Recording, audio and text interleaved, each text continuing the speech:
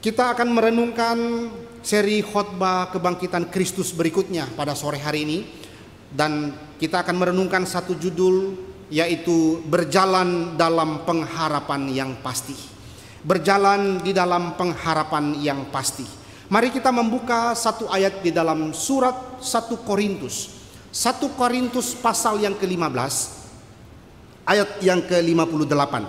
1 Korintus 15 ayat 58. Kita membaca ayat ini bersama-sama. 1 Korintus 15 ayat yang ke-58. Kita baca 1, 2, 3.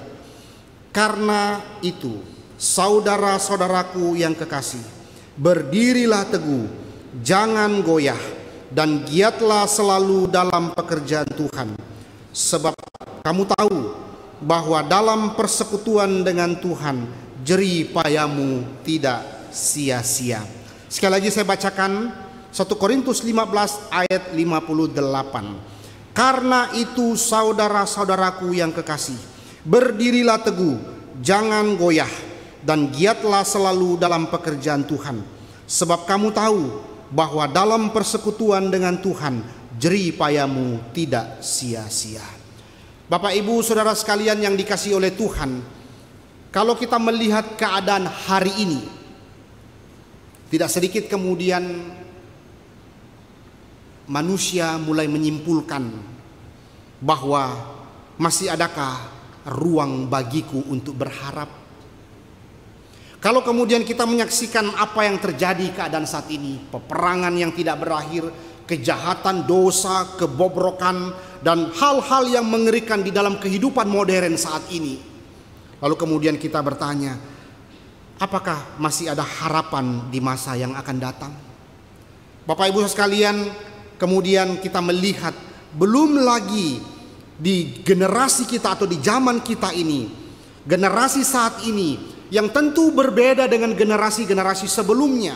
Generasi yang kemudian dikenal dengan generasi yang semakin terpapar dengan begitu banyaknya masalah hidup. Saudara, tidak seperti generasi sebelumnya. Generasi saat ini kita melihat kita sedang membawa perangkat kecil di saku kita yang bernama handphone atau gadget, yang kemudian membuat kita tuh selalu akan mengetahui informasi-informasi terkini, baik itu informasi baik itu informasi kekacauan di sekitar kita, baik itu informasi pembunuhan, baik itu informasi kebaikan, baik itu informasi kejahatan, begitu banyak. Setiap pagi waktu kita bangun, kita melihat di WhatsApp grup atau di WhatsApp kita adanya berita-berita seperti kejahatan. Kita melihat lagi berita-berita tentang sebuah hal-hal yang membuat kita tidak tenang. Lalu kemudian kita bertanya, apakah masih ada pengharapan di dalam dunia ini? Tetapi yang membuat kemudian membahayakan di dalam kehidupan kita adalah hal-hal seperti itu kemudian membuat kita mulai tidak memiliki hasrat di dalam melayani Tuhan. Kita kemudian di dalam kehidupan rohani kita juga merasa mulai jenuh dan masa bodoh dengan hal-hal rohani. Karena kita mungkin bertanya, apa gunanya saya belajar firman? Apa gunanya saya mengerti doktrin? Apa gunanya saya mengerti firman? Kalau ternyata keadaan itu tidak berubah, tetap saja tidak ada pengharapan. Bapak Ibu sekalian, maka di dalam bagian ini, waktu kita merenungkan kembali hidup kita, bagaimana kemudian Alkitab terus memanggil kita, mendorong kita untuk bersyukur kepada Tuhan, mengucap syukur kepada Tuhan. Memang itu adalah kebenaran, di satu sisi adalah kebenaran yang betul-betul harus kita hidupi. Tetapi saudara-saudara sekalian, mengucap syukur saja tidaklah cukup. Respon yang diharapkan oleh Tuhan dalam hidup kita itu bersifat utuh, tidak parsial-parsial saja, tidak bagian-bagian tertentu saja, tetapi seharusnya utuh di dalam pemahaman kita. Tidak hanya masalah mengucap syukur, bersyukur kepada Tuhan, itu adalah masalah hati. Mengucap syukur, memuji Tuhan, bahkan mungkin kita bisa bernyanyi di kamar mandi lagu-lagu rohani, bersyukur kepada Tuhan, itu juga melalui mulut kita, melalui hati, melalui mulut. Tetapi itu tidak cukup. kita tidak boleh lupakan bahwa hal yang paling penting berikutnya bukan saja masalah hati, bukan saja masalah intelektual pemahaman firman, bukan masalah mulut yang memuji Tuhan, tetapi kita tidak boleh lupakan tindakan konkret dalam hidup kita. Itu sebabnya seorang teolog reform bernama Francis Schaeffer pernah berkata, I do what I think what I believe. Saya melakukan apa yang saya pikirkan apa yang saya imani. Itu berarti apa yang kita imani, apa yang kemudian diolah di dalam pikiran kita menjadi sebuah kebenaran dan itu dihidupi dalam hati kita. Lalu kemudian itu seharusnya menghasilkan tindakan konkret dalam hidup kita. Seorang doktor teolog reform bernama Dr. Richard Pratt yang adalah dosen kami dulu di STT di Jakarta. Beliau pernah mengatakan mengerti dan menghidupi firman Tuhan itu harusnya orang Kristen memiliki 3 aspek dalam hidupnya. Pertama, ortodoksi, yaitu bagaimana ia mengisi pemahaman firman di dalam pengetahuannya, mengerti akan firman, mengerti tentang doktrin. Tetapi kemudian tidak berhenti kepada ortodoksi, tapi itu juga seharusnya mengubah hatinya, ortopatos. Itu juga yang dikembangkan dalam pemikiran Aristotle, di dalam pemahamannya bahwa pengetahuan itu harusnya mengubah hati seseorang. Tetapi tidak cukup di dalam ortodoksi, tidak cukup di dalam ortopatos, tapi juga seharusnya ortopraksis, harus dihidupi dalam kehidupan kita. Itulah sebabnya Bapak Ibu Saudara sekalian, ketika Paulus mengirimkan surat ini kepada jemaat di Korintus, apa yang menjadi pergumulan mereka pada waktu itu? Gereja di Korintus itu adalah gereja yang penuh dengan masalah. Gereja di Korintus itu adanya kecenderungan saat itu, ada perpecahan dalam gereja. Kalau saudara membaca pasal pertama saja, saudara, mereka sudah mulai mengkotak-kotakkan dirinya. Saya golongan Paulus, saya golongan Apolos, saya golongan Kefas, dan seterusnya. Mereka mulai mendefinisikan identitas kerohanian mereka itu dengan golongan-golongan tertentu. Mereka mulai mengkotak-kotakkan diri. Lalu lihatlah kemudian juga bagaimana mereka terlalu mengagung-agungkan karunia tetapi tanpa kasih. Mereka itu bertumbuh sebagai orang yang kekanak-kanakan di dalam kerohanian mereka. Tetapi hal yang paling parah juga, hal yang paling besar dalam pergumulan orang di Korintus saat itu, saudara, adalah ketika kita membaca bahwa mereka sebetulnya adalah orang-orang Kristen yang sudah mulai tidak percaya akan konsep kebangkitan tubuh. Itu sebabnya saudara, kalau kita mau belajar tentang konsep kebangkitan tubuh, Paulus jelaskan 57 ayat, saudara. Di pasal 15, 1 Korintus 15 ayat 1 sampai 57 itu begitu clear Paulus jelaskan tentang kebangkitan tubuh. Kenapa? Karena pergumulan besarnya orang Korintus ini adalah mereka tidak percaya konsep kebangkitan tubuh. Saudara, jangan heran kenapa bisa terjadi demikian. Korintus, saudara, itu seperti kota Balikpapan. Kota ramai, saudara. Ada orang yang datang dan pergi, datang dan pergi. Tetapi ketika mereka datang, bukan saja membawa tubuhnya, tetapi juga membawa pemikirannya. Kemudian mereka mulai di sana, mulai memberikan satu pengaruh kepada orang-orang Kristen yang ada di Korintus. Gaya hidup, filsafat, cara berpikir, dan sebagainya. Saudara, jangan lupa banyak orang-orang Yunani yang ada di sana. Lalu kemudian mereka mendapatkan satu pemahaman bagaimana filsafat Yunani mengatakan tubuh itu jahat.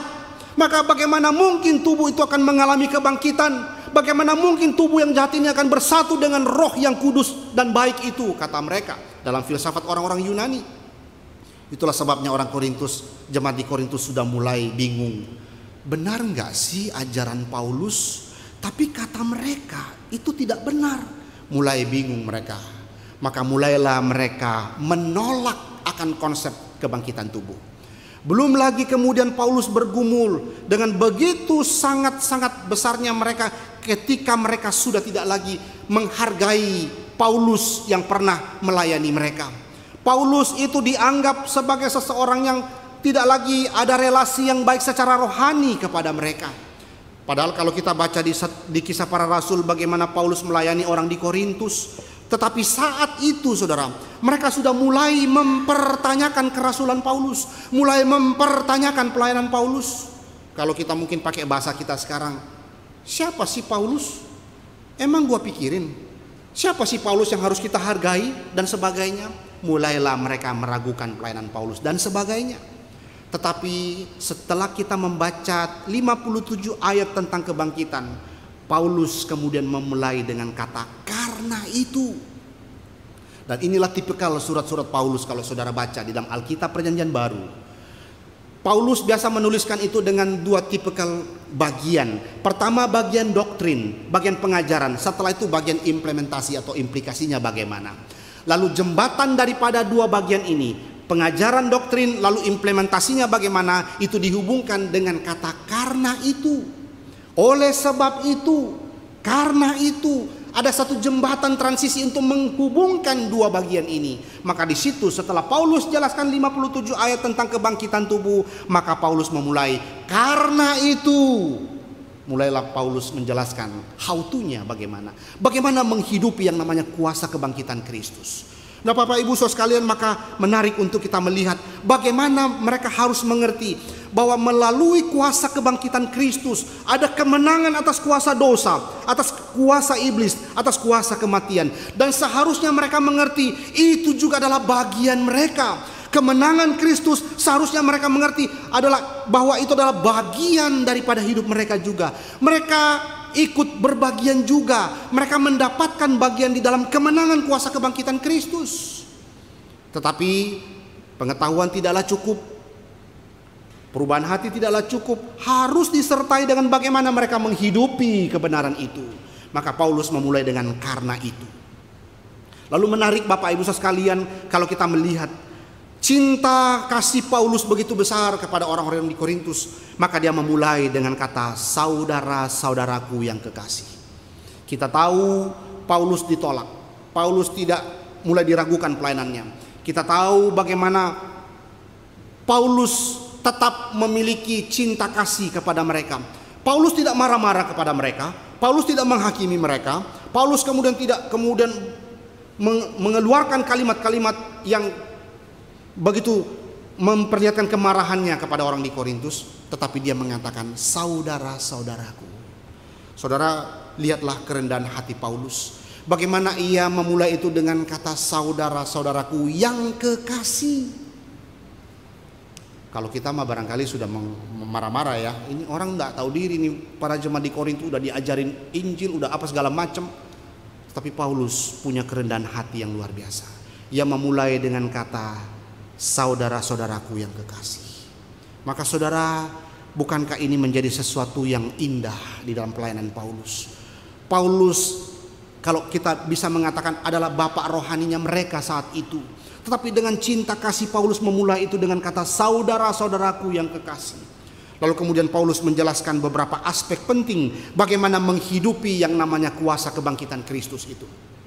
Saudara, di dalam bagian ini kita lihat, dan kemudian Paulus mengakhiri itu dengan pengajarannya. Kemudian dia mengatakan, karena itu saudara-saudaraku yang kekasih, berdirilah teguh, jangan goyah, dan giatlah selalu dalam pekerjaan Tuhan. Sebab kamu tahu, ini adalah sebuah kepastian, sebab kamu tahu bahwa di dalam Tuhan jeripayamu tidak sia-sia. Bapak Ibu sekalian, maka kebangkitan, kuasa kebangkitan Kristus yang seharusnya juga mereka mengerti, pahami, dan kemudian hidupi di dalam kehidupan mereka. Maka disitulah Paulus memberikan mereka poin-poin penting bagaimana kebangkitan Kristus itu mereka renungkan, karena mereka juga telah mendapatkan bagian di dalam semangat, di dalam kuasa kebangkitan Kristus itu. Lalu bagaimana respon mereka atas dasar kebangkitan Kristus itu? Kita lihat pertama saudara, Paulus mengatakan berdirilah teguh. Saudara-saudara, berdirilah teguh. Di dalam bahasa yang lain dikatakan bersikaplah tabah. Di dalam bahasa yang dipakai, pengharapan itu saudara membuat mereka itu seharusnya memiliki keteguhan. Saudara, kata teguh di dalam bagian ini saudara, di dalam bahasa asli yang dipakai itu, kata teguh itu berarti duduk, menetap, atau kokoh, begitu ya. Nah, hal ini kemudian tentu mengingatkan bagaimana mereka harusnya punya akar yang kuat, berpijak kepada apa yang mereka yakini, yang mereka pegang teguh dalam kehidupan mereka. Apa yang harusnya mereka pegang teguh? Kita lihat di ayat yang kedua saudara, 1 Korintus 15 ayat yang kedua. Dikatakan di dalam bagian mereka seharusnya memiliki landasan Injil yang kuat. Ayat yang kedua 1 Korintus 15, Oleh Injil itu kamu diselamatkan, asal kamu teguh berpegang padanya, seperti yang telah kuberitakan kepadamu, kecuali kalau kamu telah sia-sia saja menjadi percaya. Apa yang seharusnya menjadi landasan iman mereka, landasan pemahaman mereka seharusnya adalah berita Injil. Saudara, mereka dipanggil untuk berpegang teguh kepada Injil Kristus. Mereka dipanggil untuk berpegang teguh kepada ajaran yang benar. Berdiri kokoh, tidak kemudian berubah, tidak gampang diombang-ambingkan dengan rupa-rupa angin pengajaran. Dan saudara tahu bagaimana kehidupan keadaan orang-orang di Korintus saat itu, yang begitu banyaknya internalisasi masuk data-data pengaruh-pengaruh filsafat dan sebagainya. Itulah sebabnya Paulus ingatkan mereka, mereka harus berdiri teguh di dalam berita Injil yang telah mereka dengarkan, berpegang teguh pada ajaran yang benar. Saudara, ini seperti ilustrasi rumah, saudara. Rumah yang pondasinya kuat itu tidak gampang goyang ketika badai, angin menerpa. Rumah itu tidak akan goyang. Tapi kalau rumah itu pondasinya lemah, pondasinya hanya pasir saja misalnya, maka ketika ada badai datang, ada angin kencang, rumah itu akan rubuh. Demikianlah panggilan pertama mereka. Mereka seharusnya menghidupi akan iman yang kuat di dalam berita Injil itu. Mereka harus beriman kepada Kristus, berakar kuat kepada Kristus yang sudah bangkit. Maka mereka tidak akan tergelincir oleh hal-hal yang sulit atau bahkan yang melawan kebenaran. Mereka tidak gampang terpengaruh oleh sesuatu yang tidak sesuai dengan kebenaran. Bapak Ibu sekalian, maka di dalam bagian inilah kita melihat bagaimana Paulus mengingatkan mereka untuk berdiri teguh, memanggil mereka untuk kemudian tidak meninggalkan imannya hanya karena ajaran-ajaran daripada orang-orang di sekitar Korintus, hanya karena mungkin tawaran harta, hanya karena mungkin godaan-godaan yang lain. Saudara, hari ini saya mengajak saudara dan saya untuk merenungkan bagaimana seharusnya sikap kita memaknai atau bagaimana panggilan kita menghidupi kuasa kebangkitan Kristus. Yang pertama, saudara, mari kita belajar seperti panggilan Paulus kepada jemaat di Korintus untuk berpegang teguh kepada ajaran yang benar. Saudara-saudara sekalian, itulah sebabnya pentingnya kita belajar firman Tuhan. Hari ini kalau kita melihat tidak sedikit orang Kristen masa bodoh akan pengajaran firman. Hari ini kita melihat tidak sedikit orang Kristen yang acuh tak acuh dan tidak peduli akan namanya belajar firman. Toh juga saya sudah jadi Kristen, sudah dari kecil lahir sudah jadi Kristen, sudah cukup. Padahal sebetulnya saudara, ketika kita melihat bahwa tantangan begitu berat, banyaknya godaan-godaan yang begitu terus ada di sekitar kita, bagaimana kita memiliki akan satu pondasi iman yang kuat? Ketika kemudian saya berkata kepada guru tadi, saya mengatakan, apakah pengharapan daripada anak-anak remaja hari ini ketika mereka diperhadapkan dengan begitu banyaknya ajaran-ajaran hari ini? Adanya satu pagar Injil yang kuat di dalam hidup mereka. Mereka mesti mengerti siapakah Kristus dalam hidup mereka, yang akan memagari mereka, membatasi mereka untuk kemudian mereka tidak gampang terpengaruh oleh ajaran-ajaran sesat atau menyimpang hari ini. Mereka perlu kenal Kristus dalam hidup mereka. Itulah sebabnya pembinaan iman Kristen ini kita adakan, agar memperlengkapi anak-anak remaja mengerti siapakah itu Kristus dalam hidup mereka. Itu sebabnya saudara, hari ini kalau kita melihat, tidak sedikit orang Kristen gampang berpaling imannya. Tidak sedikit orang Kristen hari ini sudah mulai meragukan imannya. Kenapa? Karena mereka tidak memiliki pondasi iman yang kuat, yang teguh. Saudara, hati-hati sekarang dengan ajaran Kristen progresif. Mungkin kita sudah pernah dengar istilah itu, atau mungkin kita sudah mendengarkan ajaran itu. Saya mendengarkan ajaran itu, begitu saya tidak tahan saudara mendengarkan ajaran itu. 3 hal ajaran itu yang diajarkan, dan itu berkembang hari ini di dalam kalangan anak-anak muda. Ajaran Kristen progresif mengajarkan pertama, keselamatan tidaklah mesti di dalam Yesus Kristus. Keselamatan tidaklah di dalam iman kepada Yesus Kristus. Berbuat baik itu juga bisa menyelamatkan. Mereka coba mempergunakan logika sederhana, menggunakan logika pembenaran-pembenaran untuk mengatakan kenapa harus percaya Yesus, kenapa kita mesti diselamatkan. Bukankah dengan perbuatan baik itu kita bisa diselamatkan?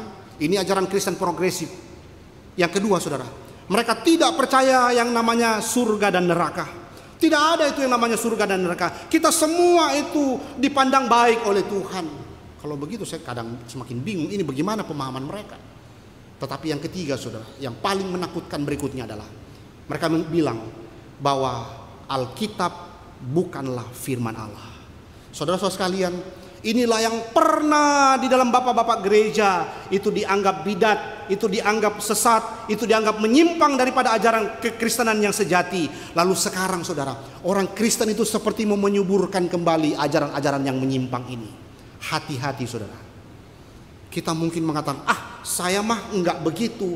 Ya, mungkin saat ini. Tapi cobalah lihat pendekatan mereka, memakai pendekatan kalangan remaja, kalangan anak muda, gaul dan sebagainya. Tidak sedikit anak-anak remaja pemuda hari ini gampang kemudian terpengaruh. Kenapa? Karena mereka pakai pendekatan segmen pasarnya anak remaja pemuda untuk kemudian memberikan doktrin ini, saudara. Lihatlah di YouTube, lihatlah di media sosial, mereka sekarang memperkembangkan ajaran-ajaran itu. Dan seperti masuk akal, bukan? Kenapa? Karena mereka memakai filsafat untung dan rugi. Saya memberikan, saya dapatkan. Saya memberi, saya akan mendapatkan. Jadi sesuatu yang harus dilakukan dulu untuk mendapatkan sesuatu. Itulah sebabnya kita perlu memahami akan firman Tuhan, bahwa sebetulnya tidak ada yang bisa kita lakukan untuk menyelamatkan diri kita kecuali Allah sendiri yang datang mencari kita, orang-orang berdosa. Satu-satunya juru selamat hanya di dalam Yesus Kristus, tidak ada yang lain, saudara. Yesus berkata, akulah jalan, kebenaran dan hidup. Tidak ada seorang pun yang bisa datang kepada Bapa kalau tidak melalui aku. Saudara, ini semua adalah satu kebenaran yang harusnya kita pegang. Alkitab adalah firman Allah. 2 Timotius 3:16 mengatakan semua yang diilhamkan oleh Allah, semua Alkitab ini adalah firman Allah. Tetapi saudara, perkembangan pemikiran, perkembangan hari ini mengatakan ini bukan firman Allah dan sebagainya, ini hanya tulisan manusia dan sebagainya. Maka kita perlu berwaspada. Kita jangan meremehkan ini, saudara. Kita jangan kemudian mengatakan, saya tidak perlu belajar firman dan sebagainya, saya cukup saja mengerti itu. Tidak, saudara. Kalau kita tidak berwaspada, sekali lagi, saudara, kita seperti sedang berjalan di lantai yang penuh dengan oli, saudara. Sedikit saja kita lengah, kita bisa jatuh. Sedikit saja kita lengah, kita mulai, oh iya benar juga ya, dan sebagainya. Hati-hati. Maka bagian pertama ini, saudara, kita diajar untuk melihat bagaimana namanya menghidupi kuasa kebangkitan Kristus. Kita seharusnya semakin berdiri kokoh, teguh di dalam berita Injil yang benar. Itu sebabnya Pendeta Stephen Tong pernah mengatakan, tuntutlah kualitas iman di dalam hidupmu. Tuntutlah kualitas iman. Itu berarti kita terus perlu belajar firman untuk mempertumbuhkan iman kita. Saudara-saudara sekalian, 2 ayat yang saya ingin ajak untuk kita perlu waspadai hari ini. Pertama, saudara, mari kita baca Roma 10 ayat 3. Kita baca Roma pasal 10 ayat 3. Kita baca bersama 1, 2, 3. Sebab oleh karena mereka tidak mengenal kebenaran. Roma 10 ayat 3. Kita baca 2, 3. Sebab oleh karena mereka tidak mengenal kebenaran Allah, dan oleh karena mereka berusaha untuk mendirikan kebenaran mereka sendiri, maka mereka tidak takluk kepada kebenaran Allah. Hari ini tidak sedikit orang yang mulai mengatakan itu adalah kebenaran, itu adalah kebenaran. Mereka sedang membangun kebenaran mereka sendiri-sendiri. Lalu satu lagi ayat di dalam 2 Korintus pasal 11 ayat yang keempat. Mari kita baca 2 Korintus 11 ayat yang keempat. Kita baca 2 Korintus 11 ayat 4. 1, 2, 3. Sebab kamu sabar saja jika ada seorang yang datang memberitakan Yesus yang lain daripada yang telah kami beritakan, atau memberitakan kepada kamu roh yang lain daripada yang telah kamu terima, atau Injil yang lain daripada yang telah kamu terima. Yesus yang lain, Roh Kudus yang lain, roh yang lain, Injil yang lain. Dan itu sudah masuk di dalam gereja, dan kita perlu waspada. Bagaimana kita berwaspada? Paulus mengingatkan kita di dalam suratnya kepada Korintus bahwa memaknai atau panggilan di dalam kuasa kebangkitan Kristus, kita seharusnya semakin berdiri teguh, tidak goyah, berdiri teguh dan berdasarkan dasar firman yang benar. Yang kedua, saudara, Paulus mengatakan di dalam bagian itu, selain berdiri teguh, dikatakan jangan goyah. Saudara-saudara, jangan goyah atau tak tergoyahkan atau tidak dapat digerakkan di dalam bahasa yang lain, saudara. Maka panggilan kedua untuk menghidupi kuasa kebangkitan Kristus adalah sikap tidak tergoyahkan.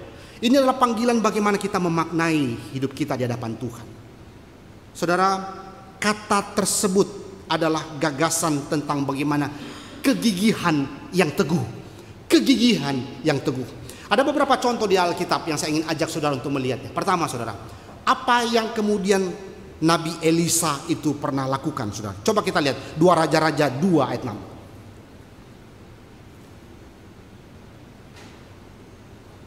2 Raja-Raja pasal yang kedua ayat yang ke-6. Kita baca 1, 2, 3. Berkatalah Elia kepadanya, baiklah tinggal di sini, sebab Tuhan menyuruh aku ke sungai Yordan. Jawabnya, demi Tuhan yang hidup dan demi hidupmu sendiri, sesungguhnya aku tidak akan meninggalkan engkau. Lalu berjalanlah keduanya. Saudara-saudara sekalian, apa yang dilakukan Elisa? Elisa tidak mau meninggalkan Elia. Lalu satu lagi, saudara, ayat yang terkenal. Mari kita baca Rut pasal 1 ayat 16.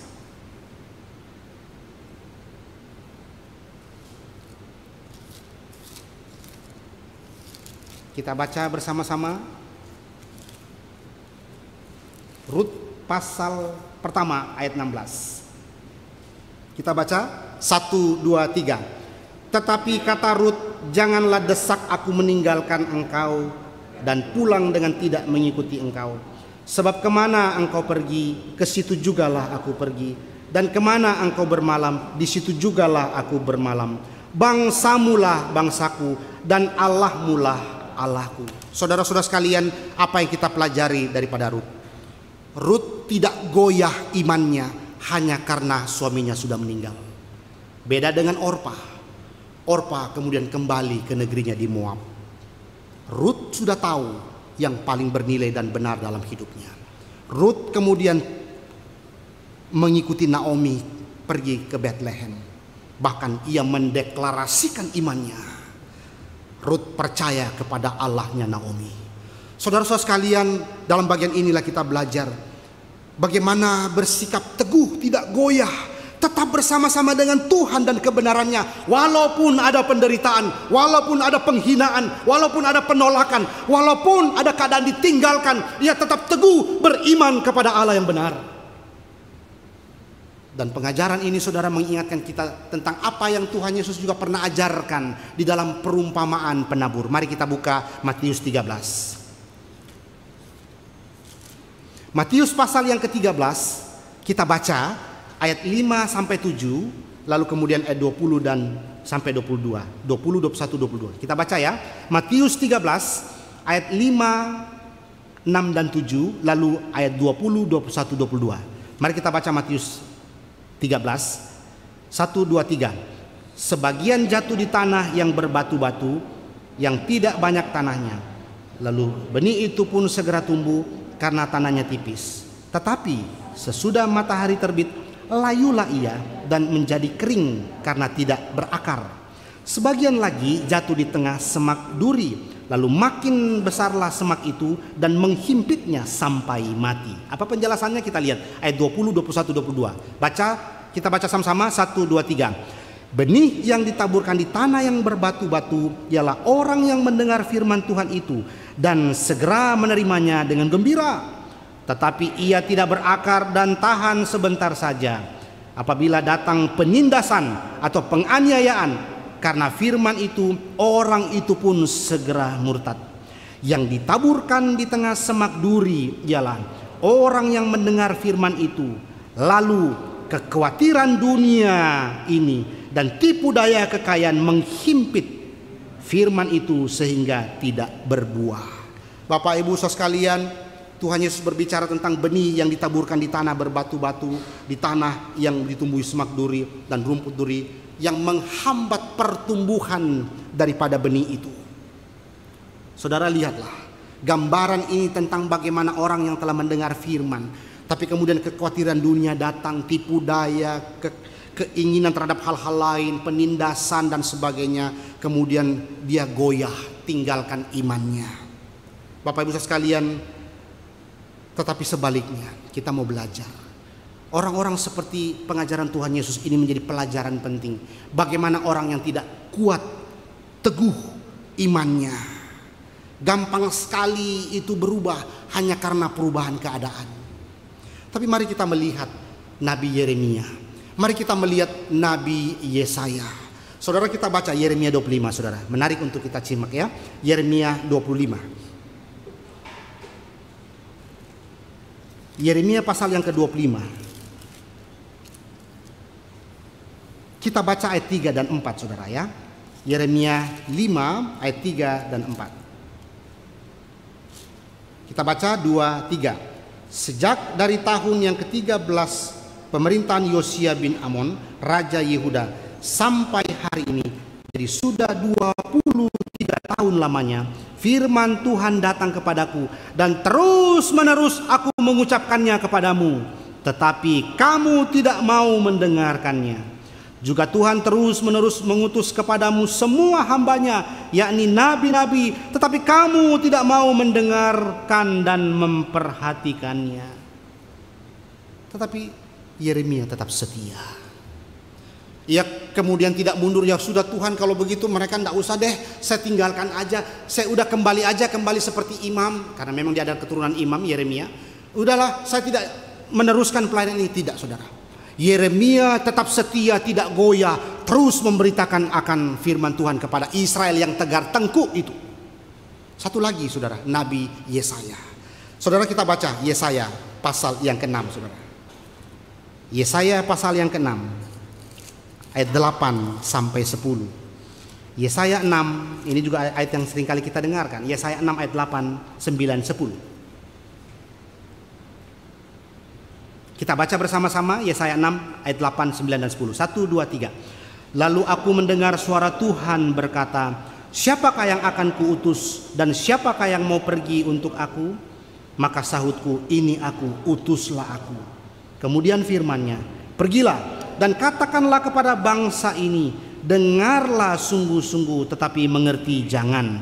Lihatlah sungguh-sungguh tetapi menanggap jangan.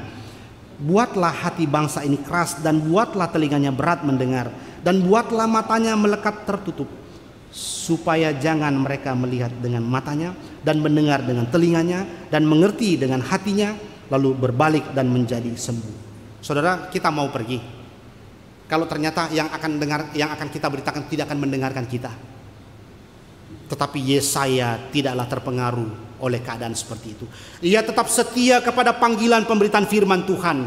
Yeremia juga demikian. Walaupun kemudian memang Yeremia meratapi akan bagaimana Israel Selatan akan dibuang ke Babel, dia menuliskan kitab ratapan sebagai satu kesedihannya yang paling besar terhadap kerusakan moral, terhadap kebejatan dan kejatuhan Israel dalam dosa. Tapi Yeremia maksud saya tetap teguh, tidak goyah, tetap setia melayani Tuhan. Yesaya juga demikian. Ia tetap tekun dan setia pada panggilannya. Karena itu saudara-saudara sekalian, ketekunan pelayanan yang mereka kerjakan tidaklah didasarkan oleh keadaan di sekitarnya. Karena itu saya teringat juga dengan, mungkin Bapak Ibu mengenal sosok bernama Thomas Alva Edison. Ketekunan bahkan di tengah-tengah kegagalan bisa menjadi sangat kuat. Tetapi lihatlah, Thomas Alva Edison adalah penemu bola lampu yang kita bisa nikmati saat ini. Ya, terus tekun di dalam riset, di dalam penelitiannya, terus tekun di tengah-tengah upaya untuk menghasilkan bola lampu. Upaya Edison berkali-kali tidaklah membuahkan hasil. Namun lihatlah semangatnya. Dia mengatakan, kami belum gagal. Kita sekarang tahu ribuan hal yang tidak akan berhasil. Jadi kita semakin dekat untuk menemukan apa yang akan berhasil. Semakin ia gagal, semakin ia optimis bahwa sebentar lagi akan berhasil. Semakin gagal lagi, ia semakin dekat, sebentar lagi akan berhasil. Itulah prinsip daripada Thomas Alva Edison. Maka seringkali kita juga dengarkan kutipan penting, jenius adalah 1%, tetapi 99% itu adalah ketekunan, perjuangan. Saudara, ketekunan terus melayani, ketekunan terus melakukan sesuatu kehendak Tuhan tidaklah ditentukan oleh keadaan di sekitar kita. Dan itulah sebabnya saudara, kalau saudara membaca daripada kisah para misionaris, satu contoh saya ambil William Carey saudara. Ketika ia pergi mengabarkan Injil ke India, bertahun-tahun ia mengabarkan Injil di India, belum ada yang bertobat. Biaya dari Inggris sudah tidak lagi dikirimkan untuk membiayai pekabaran Injilnya di India. Istrinya sudah mulai uring-uringan dan marah di dalam pelayanan daripada William Carey. Saudara, kalau kita bagaimana? Stres kali ya, tinggalkan pelayanan kali ya. Tapi William Carey tetap setia terus mengabarkan Injil di India. Maka beberapa tahun kemudian satu persatu orang India percaya kepada Yesus Kristus. Karena itu Bapak Ibu sekalian, lihatlah ketika kemudian kita juga menyaksikan ada hamba-hamba Tuhan di pedalaman. Waktu kita mengadakan KKR regional di pedalaman-pedalaman, kita melihat ada hamba-hamba Tuhan yang tetap setia melayani di gunung, saudara. Walaupun tidak ada penghasilan yang tetap, hanya mungkin dibayar dengan pisang, hanya mungkin dibayar dengan jagung untuk sebagai sesuatu untuk mereka makan, tetapi mereka tetap setia melayani Tuhan. Kadang-kadang hujan, kadang-kadang terik matahari, tetapi mereka terus saja pergi ke gunung mengabarkan Injil, melewati daripada lumpur-lumpur untuk pergi mengabarkan Injil, melewati lautan-lautan untuk pergi ke pulau mengabarkan Injil. Ketekunan mereka, saudara. Itulah salah satu contoh kita bisa mengerti apakah yang dimaksud tidak goyah itu. Bagaimana kita mengerti tentang bagian ini. Tidak tergoyahkan pelayanan, semangat itu tidak tergoyahkan oleh keadaan. Itulah sebabnya kita dipanggil juga demikian. Selain kita berpegang teguh kepada ajaran yang benar, kita juga dipanggil untuk tetap setia melakukan kehendak Tuhan, melakukan pelayanan. Walaupun saudara, kita tidak melihat bagaimana apa yang terjadi hasilnya, tapi kita percaya ini kehendak Tuhan, kita setia untuk menjalankannya. Yang ketiga saudara, ketika Paulus mengatakan kepada jemaat di Korintus, berdiri teguh, jangan goyah, dan ketiga, giatlah selalu dalam pekerjaan Tuhan. Saudara, giatlah selalu dalam pekerjaan Tuhan, atau di dalam terjemahan yang lain, selalu berlimpah dalam pekerjaan Tuhan. Selalu berlimpah dalam pekerjaan Tuhan. Saudara, kalau saudara memakai terjemahan bahasa Inggris, saudara akan menemukan di sana bahasa aslinya atau bahasa Inggris yang dipakai senantiasa melimpah dalam pekerjaan Tuhan. Itu tafsiran lain dalam bahasa Inggris. LAI memberikan tafsiran ini di dalam bagian giatlah selalu dalam pekerjaan Tuhan. Tetapi kita bisa menafsirkan dalam tafsiran yang lain, selalu berlimpah dalam pekerjaan Tuhan. Kata periseo itu berarti melimpah yang dipakai di sana. Saudara, arti kata melimpah di sana, panggilan berikutnya bagaimana menghidupi kuasa kebangkitan Kristus adalah tidak kemudian goyah, giat di dalam pekerjaan Tuhan, melimpah di dalam pekerjaan Tuhan. Nah, kata melimpah saudara, di dalam bahasa harfiahnya atau di dalam arti harfiahnya itu berarti meluap saudara. Saudara bisa membayangkan gelas yang berisi air, diisi terus, luber, keluar, tidak henti-hentinya dia keluar saudara. Itu meluap dan sebagainya. Bapak Ibu sekalian, maka panggilan giat selalu dalam pekerjaan Tuhan, melimpah dalam pekerjaan Tuhan. Ini adalah satu gambaran bagaimana sesuatu yang tumpah di semua sisi atau terus luber keluar, tidak habis-habisnya saudara. Hidupnya terus dipakai Tuhan, tidak habis-habis. Hidupnya terus dipercayakan pelayanan oleh Tuhan untuk mengerjakan pekerjaan Tuhan. Hidupnya terus dibagikan untuk orang lain. Hidup tidak pernah berhenti untuk terus berbagi dengan orang lain. Dipakai Tuhan tidak habis-habis. Bapak Ibu sekalian, inilah panggilan memaknai daripada kuasa kebangkitan Kristus. Di dalam bagian ini Bapak Ibu sekalian, kita melihat semangat melayani, semangat yang terus memberi diri untuk dipakai Tuhan menjadi berkat bagi banyak orang. Hidupnya dibagi-bagikan untuk orang lain. Saudara, lihatlah gambaran ini yang menjadi tipologi Kristus di kemudian hari di Perjanjian Baru, tapi kita juga bisa lihat di dalam kehidupan Yusuf. Bagaimana Yusuf menjalani kehidupan seperti ini. Bagaimana ia di Mesir, ia diperlakukan dengan tidak adil dan sebagainya. Tetapi lihatlah, ia tetap setia mengerjakan visi daripada Tuhan. Ia tetap setia mengerjakan apa yang menjadi panggilannya dia. Itu sebabnya ayahnya Yakub, sebelum ia meninggal, ia memberikan satu kalimat yang sangat penting kepada Yusuf. Coba kita lihat Kejadian 49. Kejadian 49 ayat yang kedua, saudara. Ayat yang ke-22 maksud saya. Kejadian 49 ayat 22. Kita baca ya. Kejadian 49 ayat 22. 1, 2, 3. Yusuf adalah seperti pohon buah-buahan yang muda. Pohon buah-buahan yang muda pada mata air. Dahan-dahannya naik melintasi tembok. Dahan-dahannya naik melintasi tembok. Atau di dalam bahasa yang lain, saudara, dikatakan di dalam bagian itu, ranting-rantingnya menjalar ke tembok. Itu gambaran Yusuf yang dikatakan oleh papanya sebelum meninggal. Gambaran bagaimana ia hidup menjadi berkat bagi orang lain. Gambaran bagaimana kemudian kesetiaannya itu, bagaimana mereka semua akhirnya memakan buah hidup Yusuf. Ini gambaran ya. Dari dia banyak kemudian menjadi berkat. Di sekitar tembok dahan-dahannya itu, atau dahan-dahannya itu naik melintasi tembok. Ini gambaran yang Yakub katakan bahwa Yusuf kemudian nanti dipakai Tuhan jadi berkat bagi saudara-saudaranya, bagi banyak orang.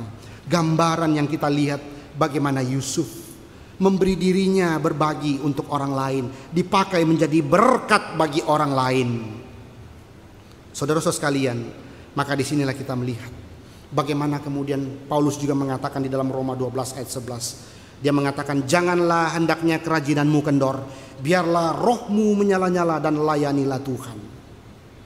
Karena itu saudara, mari kita coba menghayati hidup kita sebagai umat tebusan Allah, sebagai anak-anak Allah yang telah mengalami juga kuasa kebangkitan Kristus itu. Menghidupinya bagaimana? Paulus mengatakan, berdiri teguh dengan ajaran yang benar, jangan goyah, tetap setia melayani walaupun banyak tantangan. Dan bagaimana hidupmu pakai berbagi untuk orang lain. Hidupmu tetap setia, luber terus melimpah dalam pelayanan tidak habis-habis untuk memuliakan Tuhan dan menjadi berkat bagi banyak orang. Dan terakhir saudara, dikatakan di dalam bagian itu, kita kembali ke dalam 1 Korintus 15. Sebab kamu tahu bahwa dalam persekutuan dengan Tuhan jeripayamu tidak sia-sia. Kata kunci di sana, di dalam Tuhan atau persekutuan dengan Tuhan. Itu sebabnya saudara, pelayanan yang dikerjakan, segala jeripaya kita tidak sia-sia di dalam Tuhan, di dalam persekutuan dengan Tuhan. Sekali lagi, kata kunci di sini di dalam Tuhan atau di dalam persekutuan dengan Tuhan. Sekali lagi saudara, bukan masalah seberapa banyak pelayanan yang dilakukan, melainkan pada landasan apa semua itu kita lakukan. Bukan pujian manusia, bukan kehebatan retorika manusia, kehebatan cara berpikir manusia, tetapi hal yang paling utama yang kita butuhkan dalam pelayanan adalah penyertaan Tuhan. Itulah yang kita butuhkan di dalam pelayanan. Itulah kemudian yang terus kita harapkan di dalam kita melayani Tuhan. Karena jangan sampai saudara, kita melayani Tuhan tapi tidak bersama-sama dengan Tuhan. Kita perlu hayati ini. Kita perlu renungkan ini. Jangan sampai kita melayani Tuhan tapi kita tidak bersama-sama dengan Tuhan. Kata seorang penulis buku yang sangat terkenal. Karena itu saudara, mari kita minta terus penyertaan Tuhan.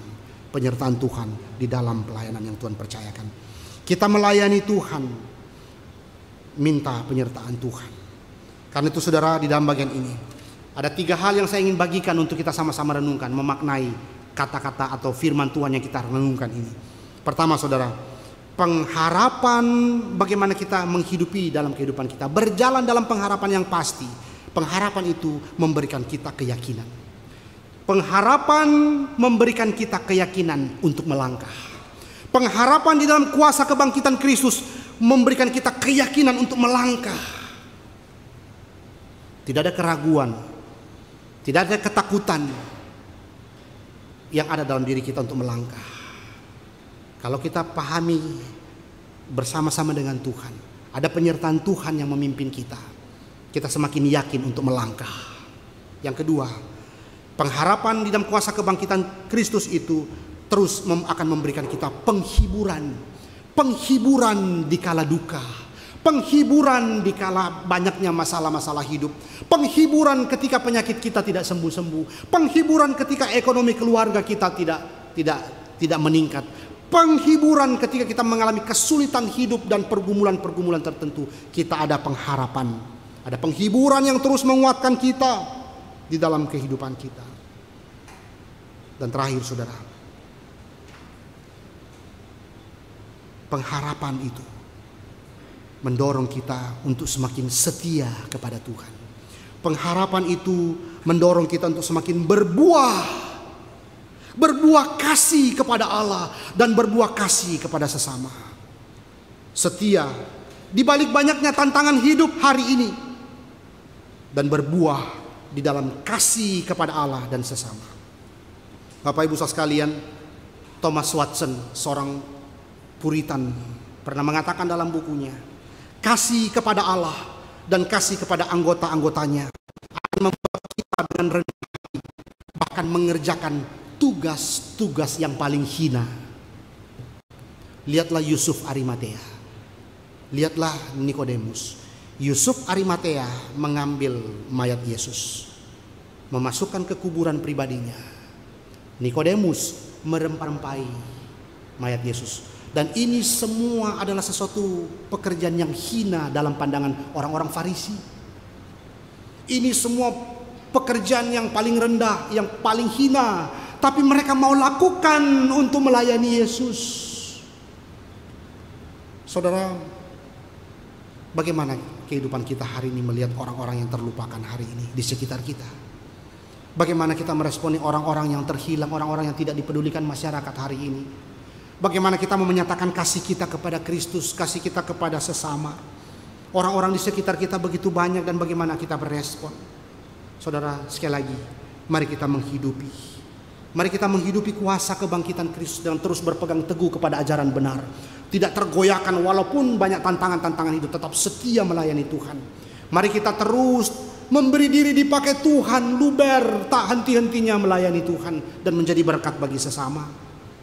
Dan lihatlah saudara, hidup yang Tuhan anugerahkan ini adalah hidup yang penuh dengan kasih karunia Allah. Dunia mungkin akan membenci kita, pencobaan mungkin akan datang, kesulitan hidup, bahkan penolakan dunia akan datang. Tetapi semua itu tidak akan pernah memadamkan api pelayanan dan api kasih kita yang berkobar-kobar kepada Allah, dan kasih kita yang berkobar-kobar kepada sesama. Mari kita berdoa. Bapa di dalam surga, kami bersyukur sore hari ini kami kembali boleh diingatkan Tuhan betapa kami adalah orang-orang yang lemah dan seringkali rapuh di dalam kehidupan kerohanian kami. Melihat realita hidup hari ini yang begitu menakutkan, kami seperti mau berkata, Tuhan, apakah masih ada pengharapan? Tetapi Tuhan, ketika kami sedang bergumul dengan pergumulan hidup kami, bahkan kami sedang bergumul dengan penderitaan, sakit, penyakit, pergumulan ekonomi, atau masalah-masalah pribadi kami, Tuhan, kami bersyukur bahwa kami kembali boleh dikuatkan oleh firman-Mu.